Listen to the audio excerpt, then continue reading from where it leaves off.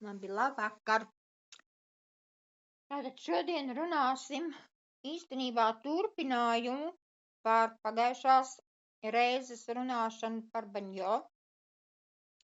Tas arī ir saistīts ar mūsu elpošanu, un elpošana ir arī mūsu zarnu trakta gala rezultāts, kā es saku, ja ko visu apēdam un visu ielpojam. Tad arī drusciņ sīkāk arī parunāsim tieši par zarnu sistēmu, pašu dažos vārdos, neiedziļināsimies šoreiz, bet, lai jaunie cilvēki apmēram saprot un zin, kas tas tāds ir un kur viņš kā atrodas. Tātad mūsu kopējās zarnas ir gramošanas orgānu sistēmas daļa no kuņģa līdz anālai atverei. Tātad ļoti cauri visam mūsu organismam. Zarnas var iedalīt 3 daļās, un ir tievajā zarnā, resnajā zarnā, taisnajā zarnā. Tievo zarnu veido 12 pirkstu zarna, tukšā zarna, līkumainā zarna, bet resno zarnu veido aklā zarna, augšupējošā zarna, šķērs zarna, lejupējošā zarna un S-veida zarna. Tātad daudzas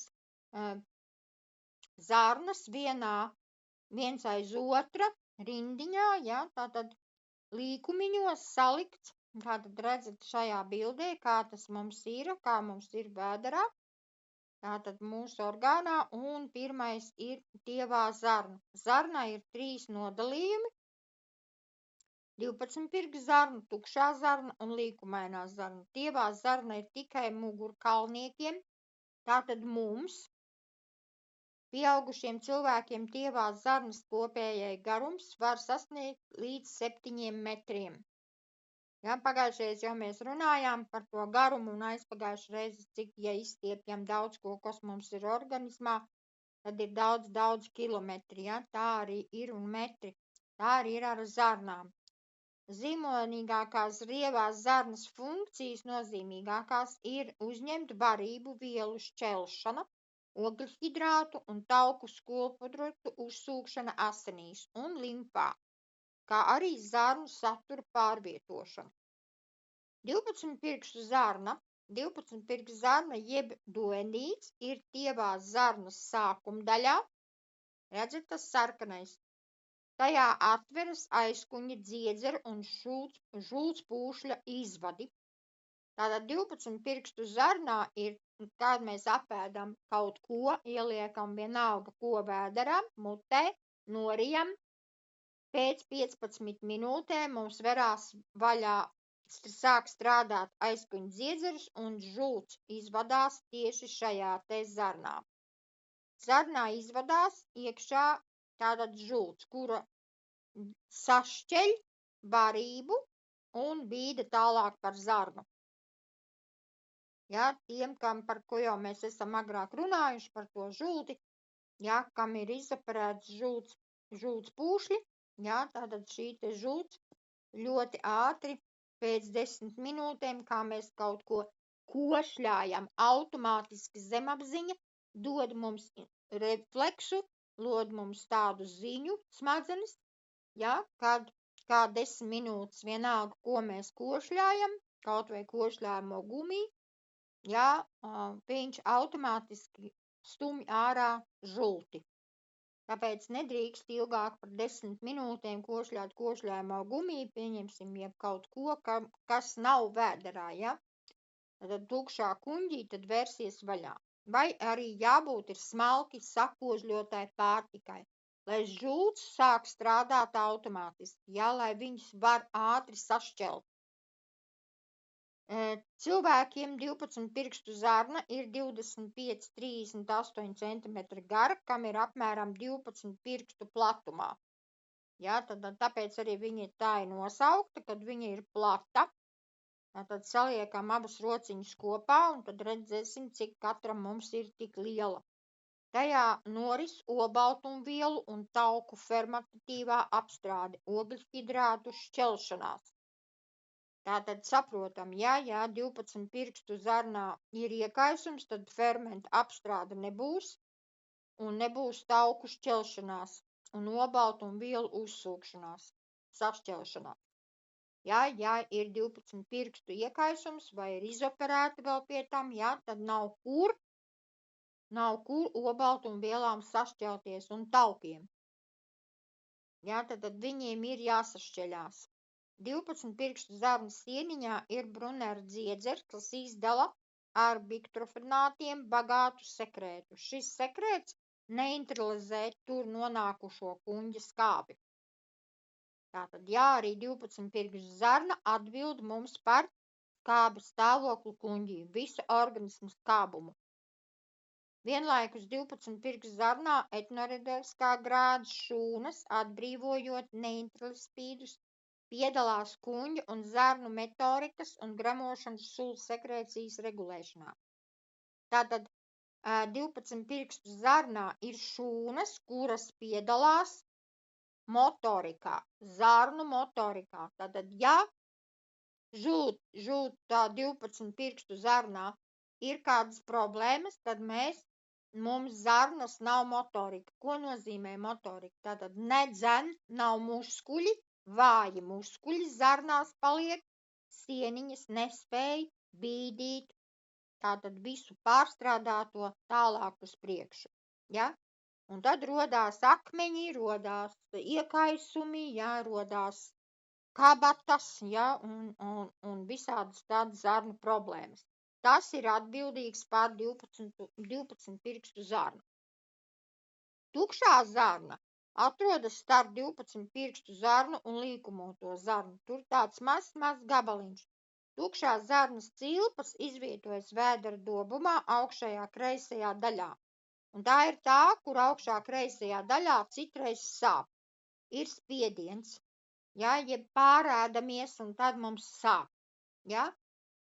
Protams, tas arī ir saistīts varbūt ar žultspūsli, arī un ar žulti, bet šī te mazā tukšā zarna dod mums sāpes pakrūtē, atdod sāpes, tad arī viens no tādiem arī aspektiem, Tievo tātad tukšo zarnu no visām pusēm ir vēderplēve, pakrūte saucamā, Skābuma līmenis tukšajā zarnā ir neitrāls vai vāji sārmains un parasti atrodas tātad 7–8 pH līmenis, vienību robežās.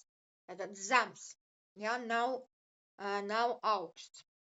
Tukšās zarnas garums pieaugušiem cilvēkiem sasniedz līdz 1,5 metriem, sievietēm tā ir īsāka nekā vīriešiem. Dzīvam cilvēkam šī zarna atrodas tonisks saspringtā stāvoklī, visu laiku tonusā, pēc nāves izstiepts, un tās garums var pieaugt līdz 2,5 metriem. Tātad viņa atslāpst, nāves gadījumā, un tad viņa tur viļās. Motoriskā aktivitāte tukšajā zarnā veido dažādu veidu saraušanos, tai skaitā arī peristaltiku un ritmisku segmentācijas. Šāda veida saraušanās frekvence ir spēcīga priekš tukšās zarnas un atrodas tātad 0,1 līdz 0,18 diapazonā, tātad gerci. Par to daudz zinātnieki stāsta un runā, un tagad arī ļoti daudz par to arī pēta, un ir jau arī izpētīts sen jau, kad gerci, mūzika mūs ļoti daudz ietekmē. Noteiktā gercu daudzumā mūsu frekvences var izārstēt mūsu veselību, palīdzēt, uzlabot peristaltiku, var uzlabot enerģiju, tad mūzika mums daudz ko dod, un daudziem noteiktām gercu daudzumam arī iespaido visu šūnu darbības. Tāpēc, jo visur ir iekšā mūsu organismā, katrā šūnā ir, kā jau agrāk esmu stāstījusi par elektrību, tad plusi un mīnusi, mums ir jābūt pozitīvām šūnām, negatīvām šūnām, tad veidojās gan elektrība, gan šie te gercu vibrācijas, mūsu organismā, un ja viņas ir diskomfortā, paaugstinātas, tad ir arī viens no iemesliem, kad rodās problēmas. Tukšās zarnās turpinās šķelšanās procesu, un lielākā daļa sašķeļ produktu uzsūcas asinīs un limfā. Tātad līkumainā zarna atrodas vēdera domuma apakšpusē. Labajā pusē gūžas kaula labajās puses bedrēs, ap vidū pāriet aklajā zarnā. Tātad no līkumainās ir aklā zarnā iekšā. No līkumainā zarnā no visām pusēm ir arī vēderplēve, tāpat kā bija tukšai zarnai. Ja? Tad viss tas ir pārklāts. Atšķirībā no 12 pirkstu zarnas, tā ir labi attīstīta taukplēve, un kopā ar tukšo zarnu tā veido tievās zarnas ar taukplēves klāto daļu. Līkumainās zarnas garums pieaugušajam cilvēkam ir līdz 2,6 metriem. Daudz. Sievietēm tā ir īsāka nekā vīriešiem. Dzīvam cilvēkam šī zarna atrodas arī tonusā tāpatās, un mirušiem cilvēkiem ir līdz 3,6 metriem. Tāpēc, ka daudzi arī, kad sekcijas tājas, tad zarnas vairāk nekā parasti. Ja? Tad viņas ir garākas, ja? Tā, diemžēl, tā ir. Jo visu laiku ir jābūt zarnām ir jābūt šajā tonusā, ja viņām jābūt ir tādām saspringtām, ja, lai viņas visu laiku strādā, visu laiku. Tad zarnas iekšējais diametrs ir 2,7 mm, ja, tad nav pārāk liels, bet tomēr viena no lielākajām zarnām, ja, jo tā ir tā vieta, kur viss ir sašķēlies, kur dod sāk sakārtoties, kas iet uz aklo zarnu un kas iet uz resno zarnu tālāk, ja, kas mums ir. Un motorikā aktivitāte līkumainajā zarnā veido dažādu veidu sašaurinājumus. Līkumainais zarnā ir arī veidojās kabatas, kur rodās aizcietējumi un rodās zarnu problēmas, ja, kur nevar iztīrīties un toksīni un viss sliktās vielas veidojās šajos līkumos, ja viņas nepareizi strādā un ja pārslas ir cieta. Šādā veidā saraušanās frekvence ir nākošais arī jābūt tādai pašai 0,13 diapazonā, ja? Tāpēc ir jābūt sabalansētai tātad no augšējām zarnām līdz S-veida zarnām un līkumotai zarnai ir jābūt komforta zonā. Ja viņš ir pa augstu, ir atkal diskomforts. Ļoti sarežģīts process īstenībā ir zarnās. Līkumainās zarnās sintēzē ir neirotenzīni. Šīs darbojās kā ēšanas un dzeršanas uzvedības regulators. Tātad, ja līkumotā zarnā ir kaut kāds iekaisums vai aizcietējums, vai ir šīs te kabatas, vai pārslas ir ciet, tad neregulējās ēšanas režīms. Negribās ēst, ja pārāk daudz gribās ēst. Tāpat ar dzeršanu. Ja, tad negribās ūdeni dzert, ja, vai atkal ļoti daudz gribās dzert. Tas arī vainu arī regulē šīs te zarnas. Tātad, ja mums ir pamaz, negribās vispār kaut ko, tad pirmām kārtām jāstrādā un jāpārbauda ir zarnas. Ja, kā šī tieši līkumainai zarnai. To visu var medicīniski arī pārbaudīt. Līkumainā zarnā tātad visgarākā ir līdz 4 metriem. Vīriešiem tajā uzsūcas galvenokārt tie ķinīnu un barības komponenti, kuriem nav nepieciešams sagremošanas process. Ūdens un elektrolīti, monohalīti, tauku šķīstošie vitamīni, K, E, D, A un ūdenī šķīstošie B12, kā arī daži žults komponenti. Jā, tātad jābūt šīm te zarnam noteiktā tonusā, noteiktā frekvencē, lai šie te vitamīni mūs uzsūktos. Ja tur ir problēmas, B12 neuzsūksies, vai B12 ir par maz organismā. Tā arī ir viena no tādām lietām, kad šie te vitamīni, ja organismā ir par maz, ja, tad arī šīs te frekvences nestrādā un nestrādā zarnu peristaltika. Jā, tad viss ir viens ar otru kopumā, bet, lai viņš uzsūktos, mēs viņu iedzeram, bet, ja viņš uzsūktos, tad jābūt šim te komponentam vienādā līmenī. Tukšā un līkumainā zarna ir saistīta ar vēderplēves daļu, tātad mezentēriju, kur atrodas tievās zarnas asinsvadi, limfmezgli un nervi. Tievo zarnu inervē trīszaru stumbrs, bet apasiņo augšējo apakšzarnu artēriju. Tātad šī te tukšā un līkumainā zarna atbild par galvenokārt mūsu zarnas, limfa un nervi. Jā, tad sakārtojās, ja viņai ir problēmas, tad mums artērijas ir aiziet ciet. Ja? Vai otrādi, vai mēs arī no zarnu peristaltikas, ja ir kāda vaina zarnu peristaltikai, mums uzbudinās nervi. Vai neattek un paliek bieza limfa. Limfmezgli nestrādā. Gremošana. Kuņģu lejas daļā barība no kuņģa nonāk 12 pirkstu zarnā. Tievajā zarnā notiek lielākā daļa tātad ķīmiskās gremošanas. Daudzi gremošanas enzīmi, kas sāk darboties tievās zarnas vidē, tiek sekrēti un no aizkuņa dziedzera caur aizkuņa dziedzera vadu.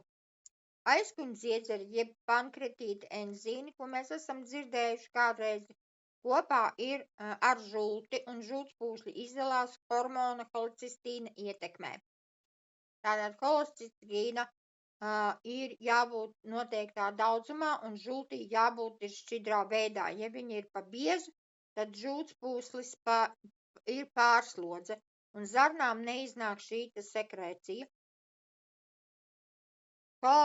Tātad holicistīns veidojas tievajās zarnās, kur nonākušā barības viela ietekmē. Cits tievās zarnas hormons sekretīns pastiprina aizkuņa dziedzera darbību. Lai tas izdalītu vairāk biobonātu 12 pirkstu zarnā un neutralizētu kuņģa skābes radīto skābo vidu. Tātad šīs te zarnas atbild par mūsu skābo vidi. Ja? 3 galvenie barības vielu komponenti, kas tiek sagremoti, ir olbaltumvielas, lipīdi tauki un ogļhidrāti. Tātad olbaltumvielas, ko tad viņas mums šeit dara? Tiek sagremotas mazākos fragmentos, peptīdos un aminoskābēs, pirms tie tiek uzsūkti. Olbaltumvielu gremošana sākas jau tad sākas jau kuņģī un turpinās tievajā zarnā. Aizkuņa dziedzera proteīliskie enzīmi, tādi kā trispīns un hemostrīns, sadala olbaltumvielas mazākos peptīdos.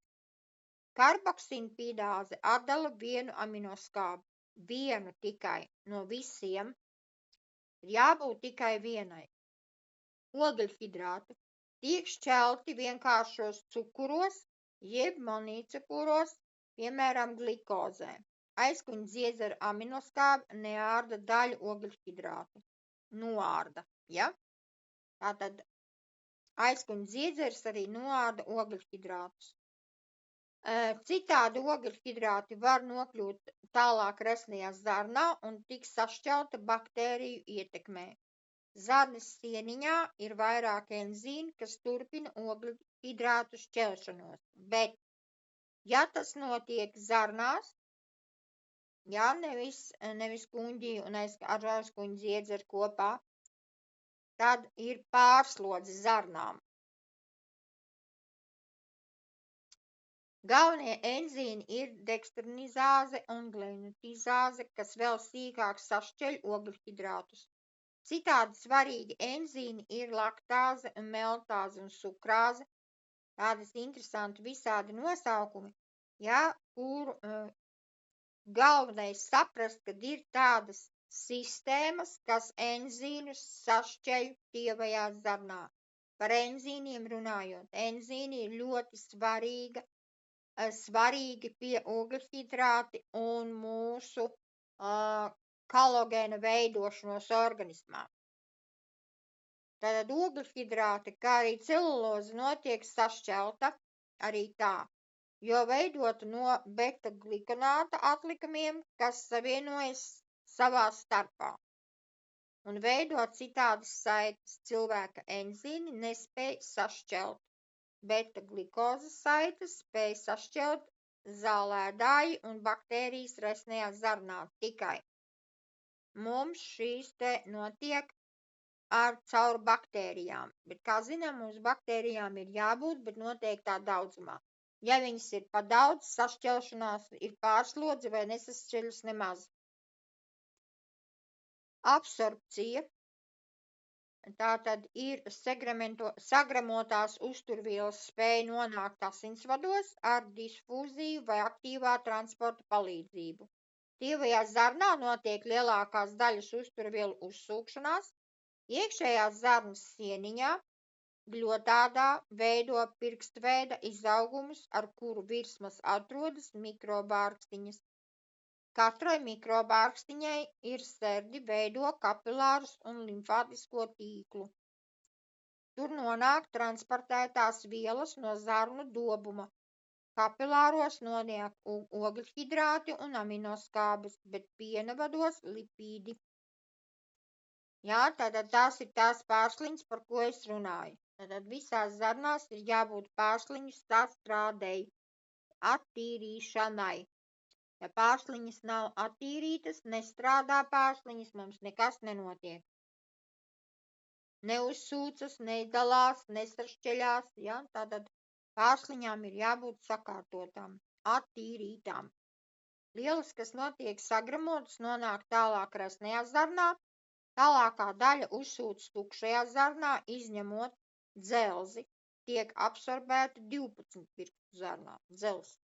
B12 vitamīns un žultsāļi tiek absorbēti tukšajās zarnas beigās. Ūdens un lipīdi tiek absorbēti pasīvās difūzijas ceļā visā tievajā zarnā.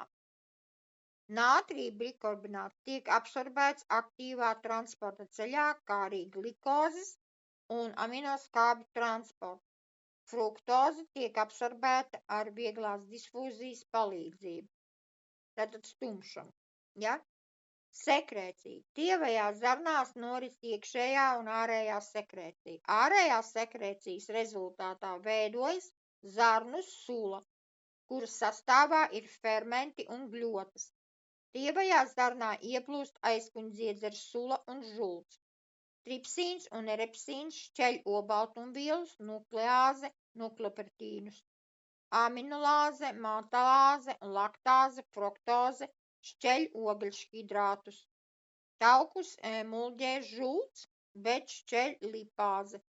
Iekšējā sekrēcija ir dažādu hormonu, serotonīna, melatonīna, glikanāna, gastrīna izstrādāšanu un izdalīšanos asinīs. Tad sekrēcijai ir jābūt gan, lai mūsu asinsvadi, lai mūsu darbības, lai mūsu šūnas darbotos. Imunfunkcija. Tievajā zarnā atrodas zarnu mikroflora, pozitīvi ietekmē imunsistēmu. Ja, tad zarnas mums atbild par imunsistēmu. Ja, jo, ja neuzsūksies nekas organismā, tad mums imunsistēma ir zema. Tāpēc pirmām kārtām ir jāsakārto zarnu sistēma, lai viss uzsūktos, lai viņš sašķeltos. Peiera plātnītes kalpo kā ieeja vārti dažādiem antigēnu un tiek nogādāta antigēna pozitīvās šūnās. Attiecīgi pēc tam tie stimulēti ar T un B limfocītiem, kā arī atmiņas šūnas. Tātad tievā zarna atbild par atmiņu. Nepavēltu saka, zarnas ir galva. Ja? Ja zarnas nav kārtībā, viss ir problēmas galvā un ar galvu. Ar smadzenēm, ja? Ar vielām, kas ir smadzeņu šūnās. Tievās zarnas slimības, tad kādas tad mums ir? Infekcijas slimības pirmām kārtām, tās ir bakteriālās infekcijas, piemēram, zarnu nūjiņa, ja? Tur salmonella ir, tātad krostilona ir, vipla ir, tāda holēra, ja, jau ir dzirdēta. Tās ir bakteriālās infekcijas zarnās. Ir vīrusi infekcijas, protams, ir rotovīrusi, astrovīrusi, geotizāze, ja, tātad ir tādas infekcijas. Citas vienšūnu infekcijas arī ir zarnās, piemēram, ļoti ir entobēla, ja, mikroperiāde. Tās ir tādi vienšūņi zarnās, kas veidojas šos te problēmas tīvajā zarnā.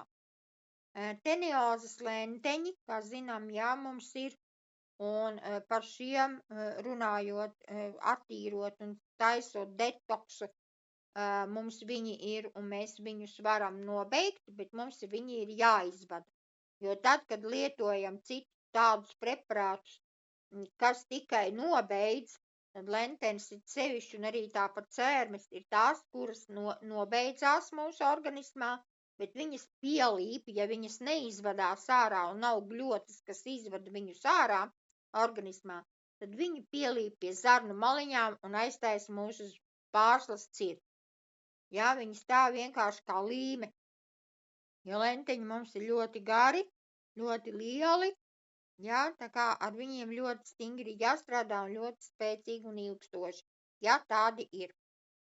Tātad askardiose, jā, ir zināma, tad, protams, ir tātad cilvēku cērmes, ļoti daudziem ir, un bērniem, kā zinām, ja, tad tās ir jāvada ar steigu ārā, lai viņas nebojātu floru un lai netaisītu mums toksīnus, ja, jo viņas ļoti, un lenteņi arī tādi paši, jo lenteņi ēd mūs no iekšpuses, ja, ir sevišķi, ja, ir plakanlenteņi.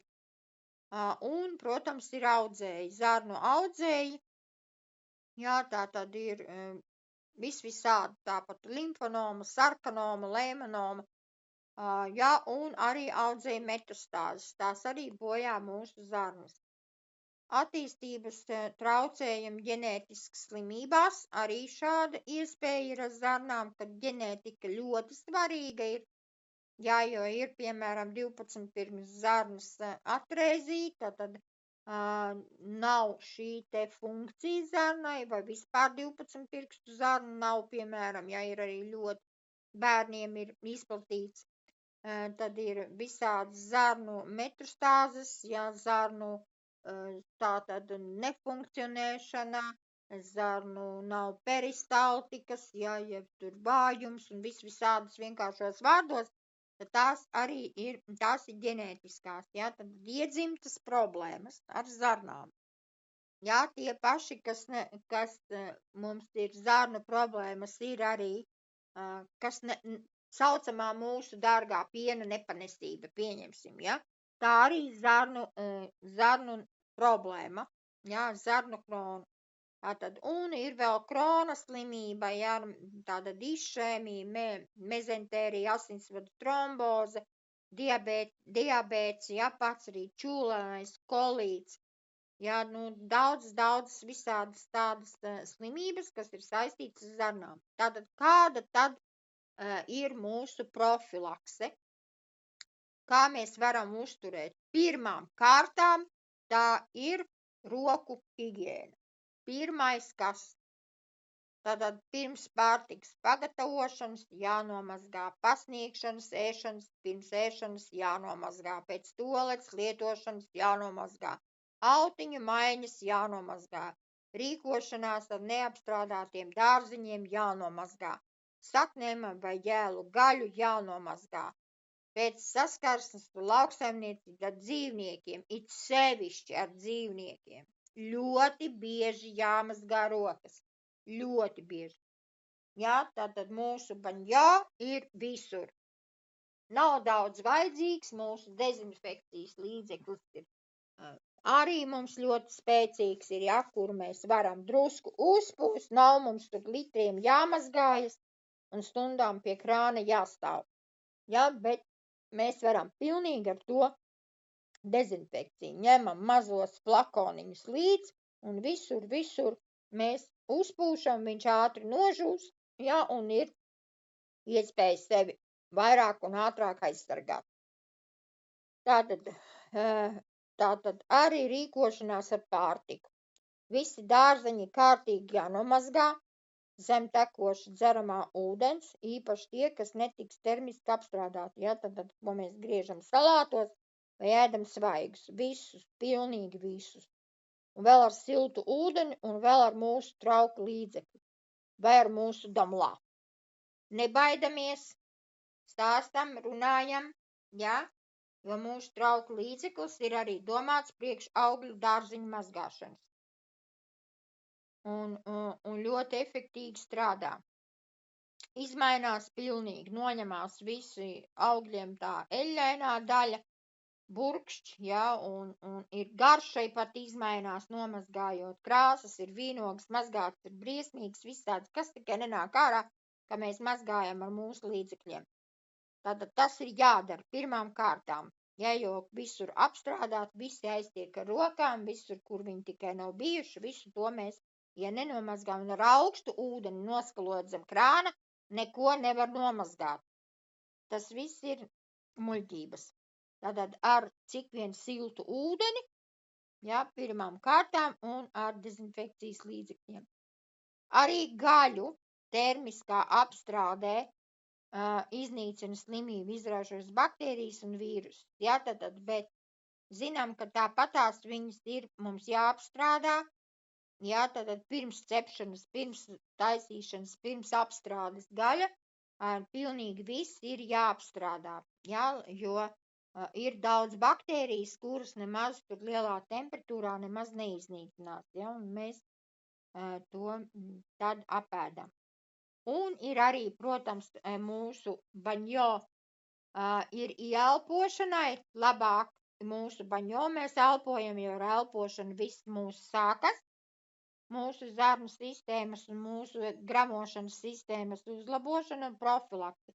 Visu to, ko mēs elpojam iekšā, mums darbojās, mūs iespaido mūsu organismu. Un ne tikai zarnas, bet arī visu, pirmām kārtām jau elpošanas sistēma, pēc tam aiziet visu līdz zarnām. Jā, tad tas arī ietekmē. Mēs varam speciāli elpot, ja ir ļoti liela, piemēram, ķīmiskā zarnu problēma ar mūsu baņo elpošanu, var vienkārši viņu elpot iekšā, arī palīdz, jo šīs mikrovieliņas, mikrošķiedriņas, ko mēs ieelpojam no ziepju rieksta, ja, no tāda ūdeņraža pārskābe arī, mēs visu viņu elpojam un viņš dara savu darbu, dezinficē, ja, mums nav jādzer viņš iekšā, kaut viņi var tā darīt, bet to, protams, neiesaka, ja, bet elpot, vienkārši elpot. Jā, un arī, jo mēs mazgājot, to mēs arī darām. Un ķīmiju mēs visu tikai savojājam. Profilaktiski ir ļoti efektīvs zarnu profilaksē, ir mūsu tātad probiotikis, jā, probiotiskais. Tātad ir no brūnaļģis veidoti, kas dzīvo Ziemeļu jūrās un veido simbiozi ar sēnītēm. Kā jūras produkts, askorbihīni nodrošina aļģis, ir lielisks dabisks organismā joda avots, kā arī aļģis iegūst uzkrāj no jūras ūdens pietiekama daudzuma cilvēkam nepieciešamo mikro un makro vielas, tātad elementus, dzelzi, nātriju, kalciju, magniju, bāriju, kālijs un sērs. Vispieejamākā absorpcijas ir helētu formā, tie piemīt ārstnieciskās īpašums kopums, ja, tad šādi ir izveidoti. Un šeit ir vesels saraksts, kāds mums ir mūsu probiotikās, ļoti daudz. Es esmu izpētījusi, papētījis citas probiotikas, jo daudz mums ir probiotiki iespējami dabūt. Bet tik daudz, kā mums ir, es neatradu. Vēl pie tam ir tas, ka mums ir viena probiotika,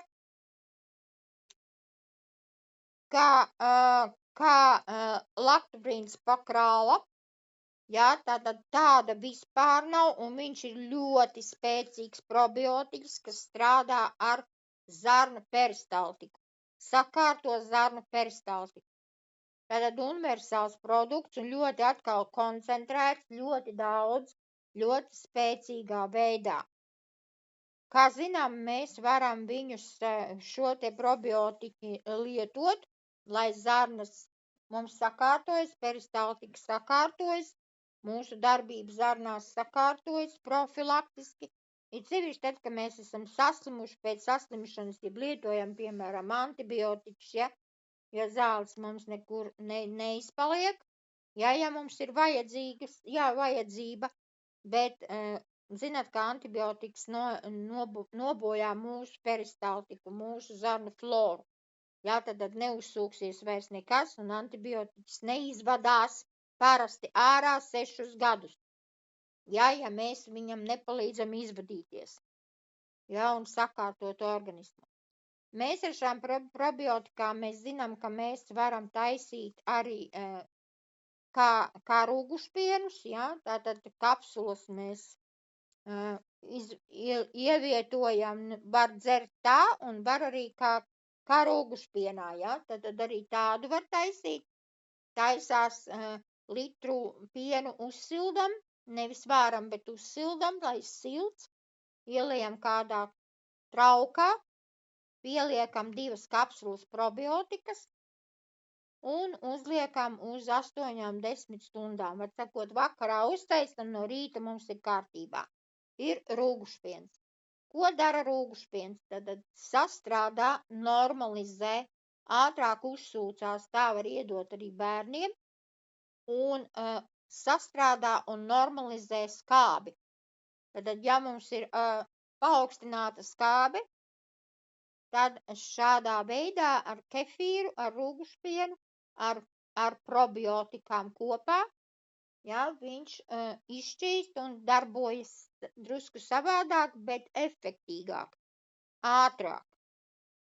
Jā, tā arī varam darīt. Tad ir, protams, mūsu komplekss, kas ļoti, ļoti mūs ietekmē. Mūsu zarnas, protams, tas ir detoks un mūsu sakārtošana, tā ir mūsu olīvlapa. Tātad, jā, tātad ir mūsu gota kola. Jā, tad ir, protams, arī beta-glukāns ir vajadzīgs, C vitamīns ir vajadzīgs, asinszāle un proteks. Tātad proteks ir tas, kas strādā ar infekcijām, jā, kā zinām. Pa katru sīkāk mēs uz priekšu runāsim noteikti, jo šo tēmu es vēl noteikti turpināšu. Jā, bet tātad ir galvenais arī, lai iekaisumus noņemtu, lai sakārtot, ir mums reišīsēna un ginka biloba. Tātad šie te 2 procesi ir arī klāt vēl pie profilakses iekaisumu noņemšanai. Tātad reišīsēne, ko tad mums viņa dara? Tātad mums viņa palīdz kā profilaks pie trombiem. Jā, tad no pirmām kārtām es teiktu tā, ka reišīsēne ir tā kā dzīves antibiotikas. Mēs reišīsēni varam izmantot kā antibiotiķi, ja ir vajadzīgs dzert antibiotikas. Tikai lielākā devā. Jā, nevis profilaktiski pa 2, jā, 2 reiz dienā, bet varam pa 2, pa 3 dzert, ja ir vajadzīgs. Viņš ātrāk, spēcīgāk un efektīgāk sakārtos iekaisumus, noņems infekcijas organismā un mikroorganismu. Izvadīs ārā no organisma. Mūsu olīvlapa, piemēram, arī izvada. Viņa nobeidz mūsu parazītus un palīdz izvadīt no organisma. Un tas ir svarīgi.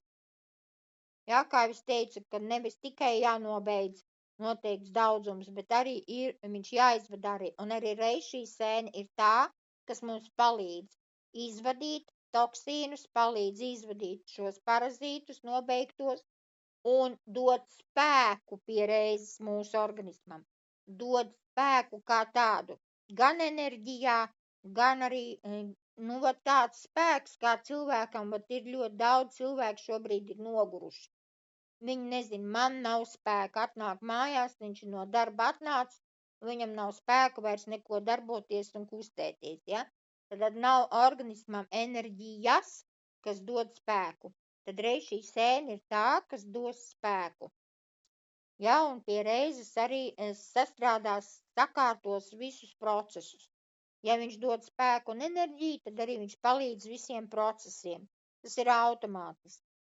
Veicinās šūnas, ja, palīdzēs sakārtot nervu sistēmu, jo tas arī ir vajadzīgs. Tāpat arī reiz šī sēne ir profilakse arī kā vēža profilakse. Ja, jau kā jau visagrāk mēs runājām, mums ir, protams, šobrīd ir kā 20, bet tā ir tieši vēža profilakse, ja, un organisma uzturēšana. Bet reiz šī sēne ir tāda, kur, kā es saku, vieglāks produkts, ja, kurš nav tik spēcīgs. Un, ja, piemēram, cilvēkam ir čūlas, cistas, viņa maz kā 20 nevar dzert, tad var dzert reiz šī sēne.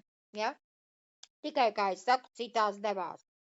Un, protams, arī ir ginka biloba, kura ir vajadzīga ļoti mūsu arī peristaltikai, mums ir visur asinsvadi, un ginka biloba ir tā, kas sakārto pirmām kārtām asinsrites ritmu.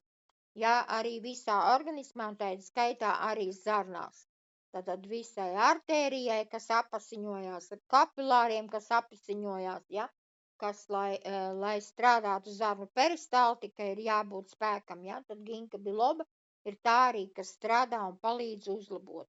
Uzlabo arī vielmaiņu, jo, kā jau mēs runājām, tātad zarna mums strādā par imunitāti, un lai imunitāti var paaugstināt, ir jābūt peristaltikai. Un ja peristaltika ir zema, tad ir jādod organismam spēks un peristaltikas progress uz priekšu, lai viņš darbotos. Ja? Tad ginka biloba ir arī tā, kas to palīdz. Pret iekaisumiem, ja, audu sakārtošanā un arī skābekļu šūnām. Ginka biloba ir ļoti spēcīga skābekļu došanai šūnām. Visā organismā, ne tikai smadzenēm. Ja, protams, tas ir pirmais, kas to dara, kas uzņemās smadzeņu šūnām, būs ginka biloba, bet arī visām pārējām šūnām arī ir jābūt skābeklim. Ja, tad lai arī process notiktu. Tā, un, protams, ginka biloba ir arī, un arī reiz šī sēne, šīs te ir arī, protams, gan atmiņai, gan arī iekaisumiem, ja, kā jau es teicu. Nu tā, to es šodien gribēju pastāstīt. Varbūt ir jautājumi.